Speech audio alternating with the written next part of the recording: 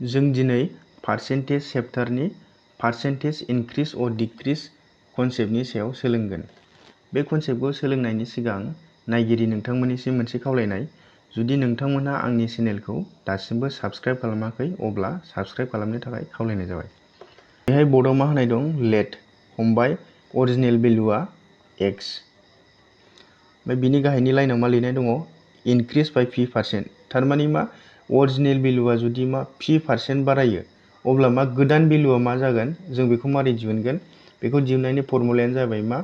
x plus p% of x। बेहाय मा x आ मा अरिजिनेल भेलु आरो मा p%आ जाबाय मा बेसेबां पार्सेन्ट बारायदों बे p नि जायगायाव मा बेसेबां पार्सेन्ट बारायदों बे।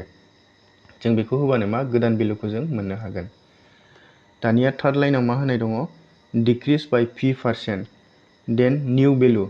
जुदि मा p% खमायो, जुदि अरिजिनेल भेलुआ x मोन ना बेहाय जोंना, जुदि बे x निफ्राय जुदि मा p% खमायो अब्ला खमायनायनि उनाव गोदान भेलुआ बेसेबां जागोन? जों बेखौ मारै दिहुनगोन? बेनो जाबाय मा x आ मा अरिजिनेल भेलु माइनास p%आ बे p आ मा जागोन? मा बेसेबां पार्सेन्ट खमायदों बे p% माने मा बेसेबां पार्सेन्ट खमायदों अफ x आ मा अरिजिनेल भेलु। जों बे फर्मुलाखौ बाहायोबानो जोङो गोदान भेलुखौ मोननो हागोन। खमायनायनि गोदान भेलुखौ बे बारायोबा गोजौनि नैबेखौ जों बाहायनांगोन आरो मा खमायनाय एबा डिक्रिज जायोबा जों बे गाहायनि फर्मुला नैबेखौ जों बाहायनांगोन। क्लियार? होमबा बे कनसेप्टनि सायाव एग्जामाव माबायदि कुइसन फैयो जों नायनि। बे कुइसनाव होनाय दं मा? A salary is ₹1000 and if his salary is increased or decreased by 10% then what will be his new salary? बेहाय कुइसनाव मा होनदों? A नि दान बान्थाया मा 1000। ओमफ्राय जुदि बिनि सेलारिया फार्स्टआव जों इनक्रिजखौ सानग्रोनोसै। फार्स्टआव जुदि मा फार्स्टनियाव जुदि इनक्रिजखौ जों जुदि लायो, जुदि मा बिनि सेलारिया जुदि मा 10% बारायो होमबा बिनि गोदान सेलारिया बेसेबां जागोन? गोदान दान बान्थाया बेसेबां जागोन? बारायनायनि उनाव जों बेखौ दिहुननांगौ। होमबा जोङो बेहाय नैबे गोजौनि फर्मुलाखौ बाहायनांगोन इनक्रिजनिखौ। आं नैबे दाग होदों, नायबानो जाबाय नैबे फर्मुलाखौ बाहायनांगोन जोङो। होनबा बेहाय मा गोदान सेलारि, आं गुसुङै लिरनोसै NS निउ सेलारि। निउ सेलारि इजिकुल टु मा जागोन? मा जोंना बेहाय दं x आ मा अरिजिनेल भेलु ना, होमबा अरिजिनेल सेलारि अरिजिनेल भेलुनि जायगायाव जों माखौ होनांगोन? अरिजिनेल सेलारिखौ होनांगोन। अरिजिनेल भेलुआ जोंना मा अरिजिनेल सेलारि बेहाय। होमबा बेहाय बेसेबां दङ? 1000 प्लास इनक्रिज जादों नालाय ओंखायनो प्लास। ओमफ्राय बेसेबां पार्सेन्ट बारायदों? बेहाय मा 10% बारायदों ना, होमबा मा 10% अफ दं अफ फर्मुलायाव। नेक्स्ट फर्मुलायाव मा दंबावो? x दंबावो ना, x आ मा अरिजिनेल भेलुआ जोंना बेसेबां? मा 1000। होमबा मा जागोन? बे 1000 प्लास 10% खौ बोखारोबा गाहायाव 100 फैगोन। अफ मानि मा इनटु 1000।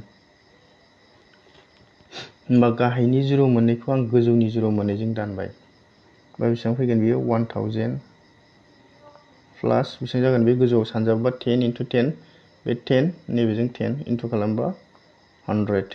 होमबा बेसेबां फैगोन? बे 1100 फैबाय। होमबा बिनि गोदान दान बान्थाया बेसेबां फैगोन? निउ सेलारिया मा 1100। 10% बारायनायनि उनाव बिनि गोदान सेलारिया बेसेबां जागोन? 1100। क्लियार? स्क्रिनशट लादो, आङो खोमोरसै बेखौ।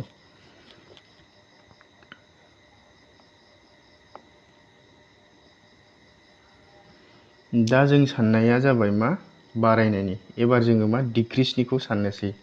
खमायोबा बेसेबां जागोन? 10% खमायोबा। आं बे मोनसे कुइसनावनो इनक्रिज आरो डिक्रिज मोननैखौबो लादों हो। फरिखायाव इनक्रिज आरो डिक्रिज खेबसेनो मोननैबो फैया, मोननैनि गेजेराव मोनसेल' फैगोन हो। बेहाय जोङो एबार डिक्रिजखौ लानोसै। होमबा डिक्रिजनि फर्मुलाया मा? गोदान सेलारि NS निउ सेलारिया मारै जागोन? नैबे सेकेन्ड गाहायाव दाग होदों आङो, बे फर्मुलाखौ बाहायगोन जोङो। बेहाय मा x मानि मा अरिजिनेला जोंना बेसेबां? बेहाय 1000 ना अरिजिनेल सेलारिया। डिक्रिज नालाय माइनास फैगोन। बिनि उनाव p% मानि मा बेसेबां खमायनाय? बेहाय बेसेबां खमायदों 10% खमायदों ना ओंखायनो मा 10% अफ x आ बेसेबां मा 1000 होमबा बेहाय मा दङ 1000 माइनास 10% खौ बोखारोबा 100 अफ दं इनटु बेसेबां दं 1000 बा गाहायनि 0 मोननैजों गोजौनि 0 मोननैखौ केन्सेल खालामबाय होमबा बेसेबां जागोन बेयाव 1000 माइनास 100 जागोन ना होनबा गोदान दानबान्थाया बेसेबां जागोन 900 जागोन 900 रुपिस 10% खमायनायनि उनाव बिनि गोदान दानबान्थाया बेसेबां जागोन मा गोदान दानबान्थाया बेसेबां जागोन 900 जागोन 900 क्लियार बे कुइसनखौ जोङो मोनसे आलादा रोखोमै सानबावनि बेहाय जोङो फार्स्टआव इनक्रिजखौ लानानै सानग्रोनोसै हो बारायनायनि उनाव बेसेबां जायो इनक्रिजखौ लानानै सानग्रोनोसै बारायनायनि उनाव बेसेबां जायो जों बेखौ सानगोन बेहाय मा होनाय दङ 10% होनाय दं मोजाङै गोसो होना नाय दे 10% होनाय दङ 10% खौ फ्रेक्सनाव लाङोबा बेसेबां जागोन 10/100 0 जों 0 दानबायना होमबा बेसेबां फैगोन 1/10 फैगोन ना होमबा आं बेखौ डाइरेक्ट लिरनोसै हो 1/10 क्लियार दानिया जुदि आं नैबे गाहायनि 10 खौ जुदि आङो बेखौ अरिजिनेल सेलारि होननानै हमनानै लायो मा होननानै अरिजिनेल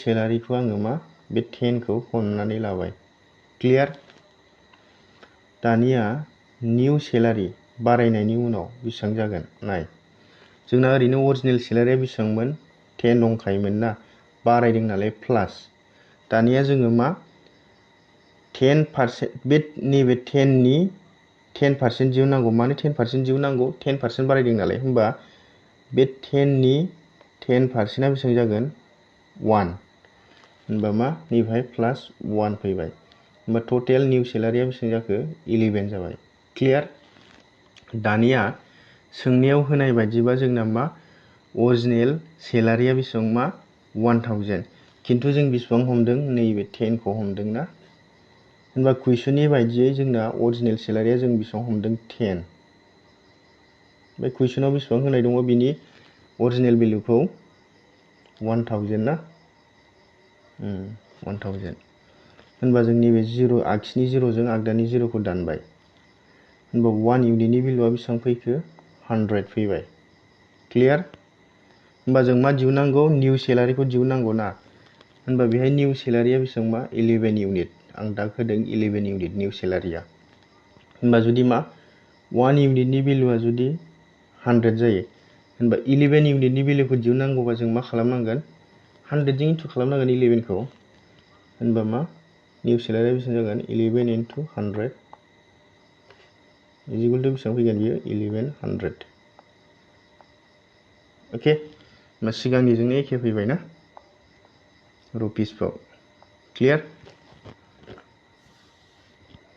नेक्स्ट बेबायदिनो जोङो मा 10% डिक्रिसखौबो सानबावनि बेबायदि एखे रोखोमैनो आं बेखौ राफ खालामसै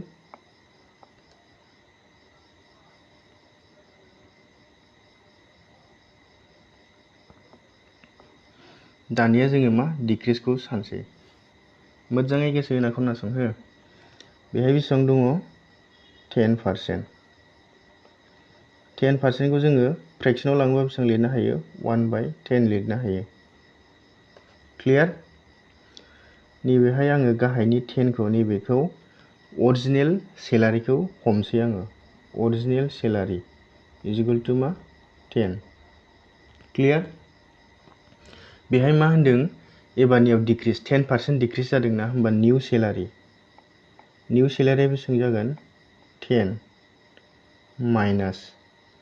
माइनास बेसेबां खम जादों 10% खम जादोंना होमबा नैबे 10 नि अरिजिनेल सेलारिनि 10% खम जादोंना होमबा बे अरिजिनेल सेलारिनि 10 नि 10% आ बेसेबां मा 1 ना ओंखायनो बेहाय मा 1 फैगोन क्लियार होमबा बेहाय 10 निफ्राय 1 थांबा बेसेबां फैगोन 9 फैगोन दानिया कुइसनाव नैबे अरिजिनेल भेल्यु जों अरिजिनेल सेलारिखौ बेसेबां मा 10 होननानै हमना लादोंना बे अरिजिनेल सेलारिनि गुबै बेसेना मा कुइसनाव होनाया 1000 बेनिखायनो जोङो मा लिरगोन बे 10 नि भेलुखौ 1000 होमबा नैबे 0 जों बे 0 खौ दानबाय होमबा 1 इउनिटनि भेलुआ 100 फैबाय। दानिया जोङो निउ सेलिं प्राइस दिहुननांगौ ना 10% खमायनायनि उनाव होमबा 10% खमायनायनि उनाव जोंना मा निउ सेलारिया बेसेबां मा 9 इउनिट बेहाय 1 इउनिटनि भेलुआ 100 फैबाय ना होमबा मा 9 इउनिटनि भेलुखौ दिहुननांगौआ जों मा खालामनांगोन 9 खौ 100 जों इनटु खालामनांगोन होमबा बेसेबां फैगोन 900 रुपिस फैगोन ना खमायनायनि उनाव बेनो मा बेनि एन्सार क्लियार। नेक्स्ट कुइसन बे कुइसनाव मा होनदों a scooter's value was reduced by 20% and is now worth rupees 72,000. What was its original price?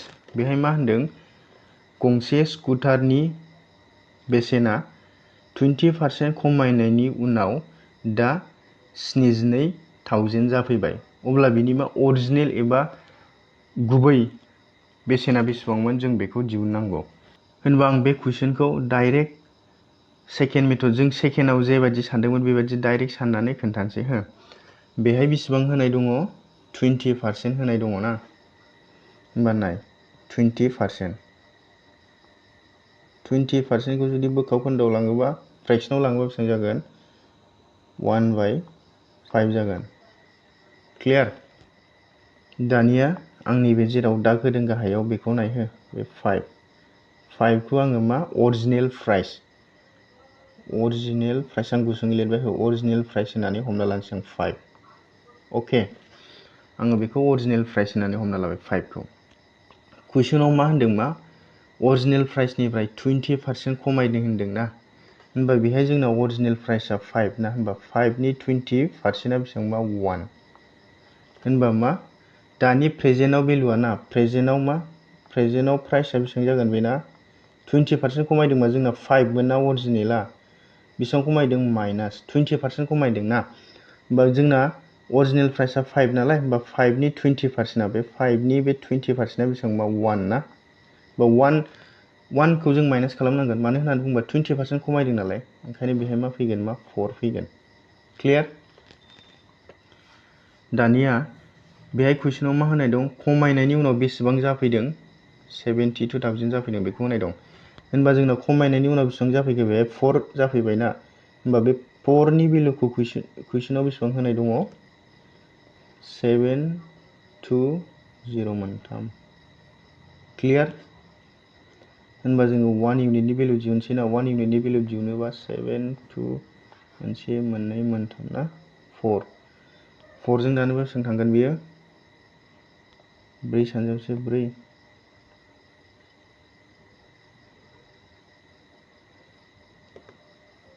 1803 clear 1 इउनिटनि भेलुआ मा 1803 जागोन क्लियार। ओमफ्राय बे कुइसनाव मा सोंदों अरिजिनेल प्राइसखौ सोंदों ना होमबा जों अरिजिनेल प्राइसखौ बेसेबां हमदोंमोन 5 होननानै हमना लादोंमोन ना बेहाय जुदि 1 इउनिटनि भेलुआ मा 18,000 बा होनबा 5 इउनिटनि जों भेलुखौ दिहुननांगौ मा खालामनांगोन नैबे 18,000 खौ मा सानजोबनांगोन ना 5 जों होनबा बेहाय बेसेबां फैगोन अरिजिनेल प्राइसआ बेसेबां फैगोन 5 × 18,000 0 मोनथाम दं 0 मोनथाम 8 सानजाबा 40 0 बाय 4 हाथिलेख 5 बा मा 9 होनबा बेनि एन्सारा बेसेबां जाखो 90,000 ना 90,000 होनबा बे बबे अपसनाव दङ अपसन नाम्बार सि आव दङ क्लियार। नेक्स्ट कुइसन बे कुइसनाव मा होनदों ए निउ कार कस्ट rupees 12,80,000 in the first year its value drops by 25%. What is it worth at the end of the first year? बेहाय कुइसना मा होनदों मा गंसे कारनि बेसेना 12,80,000 होननानै बुंदों ओमफ्राय मा फार्स्ट इयाराव बिनि बेसेना 25% ड्रप जादों होनदों। 25% ड्रप जादों माने मा 25% खमायदों होनदों। होनबा खमायनायनि उनाव फार्स्ट इयारनि जोबनायहालागै बिनि बेसेना बेसेबां, माने खमायनायनि उनाव बिनि बेसेना बेसेबां जागोन जों बेखौ दिहुननांगौ। बे कुइसनाव मा होनाय दङ, अरिजिनेल भेलुखौ होनाय दं, कारनि अरिजिनेल भेलुखौ होनाय दङ 12,80,000 होननानै। अके, बेहाय मा कारनि अरिजिनेल भेलुखौ होनाय दङ। बेयो मा अरिजिनेल भेलुआ बेसेबां, मा 12,80,000 अरिजिनेल भेलु, ओमफ्राय मा 25% खमायनायनि उनाव फार्स्ट इयाराव बेयो मा फार्स्ट इयारनि जोबनायहालागै बिनि बेसेना बेसेबां जागोन जों बेखौ दिहुननांगौ। होमबा बेहाय नाय, बेहाय 25% होनाय दं ना, होमबा नैबेहाय क्लियार गोसो होनानै खोनासं हो। 2.5% ना, 25%। 25%खौ जुदि मा फ्रेक्सनाव लाङोबा बेसेबां जागोन 1/4। क्लियार? दानिया आङो बे गाहायनिखौ अरिजिनेल प्राइसखौ हमना लानोसै आं, कारनि अरिजिनेल प्राइसखौ हो। होमबा कारनि अरिजिनेल प्राइसआ बेसेबां 4 इउनिट। क्लियार? ओमफ्राय बे कारा बोसोरसेनि उनाव 25% ड्रप जादों होन्दोंना, 25% ड्रप जानायनि उनाव बेसेबां इउनिट जाफैखो जों बेखौ दिहुनसै। अरिजिनेल हो, निउ प्राइस होननानै हमना लानोसै आं, गोदान प्राइस होननानै हो, खमायनायनि उनाव। होमबा जोंना 4आथ' 4 दंखायो, ड्रप जादों होननानै माइनास, ओमफ्राय मा 25% खमायदों होन्दोंना, होमबा मा अरिजिनेल प्राइसनि बे नैबे दाग होदों आं 4, बे 4 दंना, बे 4नि 25% खमायदों नालाय, बे 4नि 25%आ बेसेबां, मा 1। क्लियार? बे 4नि 25%आ बेसेबां, मा 1। होनबा मा 25% खमायदोंबा मा 1 खमायदों बियो, ओंखायनो बेहाय मा आं 1 होबाय। होमबा बे बेसेबां फैगोन, 4निफ्राय 1 थाङोबा 3। क्लियार? निउ प्राइसआ बेसेबां फैगोन, बेहाय 3 फैबाय। मारै फैखो, आङो बे कुइसनाव मा होनदों, बे कुइसनाव आङो मा हमदों, कारनि अरिजिनेल प्राइसखौ 4 होननानै हमना लाबाय नैबेहाय। क्लियार? ओमफ्राय बे कारनि बेसेना फार्स्ट इयाराव 25% ड्रप जादों एबा 25% खमायदों ना, ओंखायनो आङो एनपि बा निउ प्राइस होननानै हमबाय। निउ प्राइसआ मा 4, 4नि उनाव माइनास जादों नालाय, ड्रप जादों नालाय, ओंखायनो माइनास होबाय। माइनास बेसेबां जादों, जोङो 4 लादोंमोन ना अरिजिनेल प्राइसखौ, होमबा अरिजिनेल प्राइसनि मा 25% खम जानांगौ ना, होमबा बे 4नि 25%आ बेसेबां, मा 1। बेनिखायनो मा जों 1खौ माइनास खालामदों। होमबा 4निफ्राय 1 थाङोबा बेसेबां फैगोन, 3 फैगोन ना। दानिया कुइसनाव मा होनाय दङ, अरिजिनेल कस्टखौ होनाय दंना, गोदानाव बेसेबां दंमोन बेखौ, होमबा मा नैबे अरिजिनेल प्राइस एबा 4नि भेलुखौ होनाय दङ। 4नि भेलुखौ कुइसनाव बेसेबां होदों, अरिजिनेल प्राइसखौ 12,80,000 ना, मोनब्रै, मोनसे मोननै मोनथाम मोनब्रै।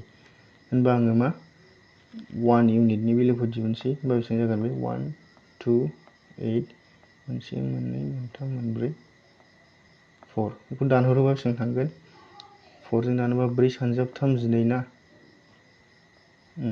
32,000 मोनसे मोननै मोनथाम मोनब्रै बिसो फैगोन ना। बेसेबां फैदों, 3 2 1 2 3 4 बेसो फैगोन, 1 इउनिटनि भेलुआ बेसो फैबाय।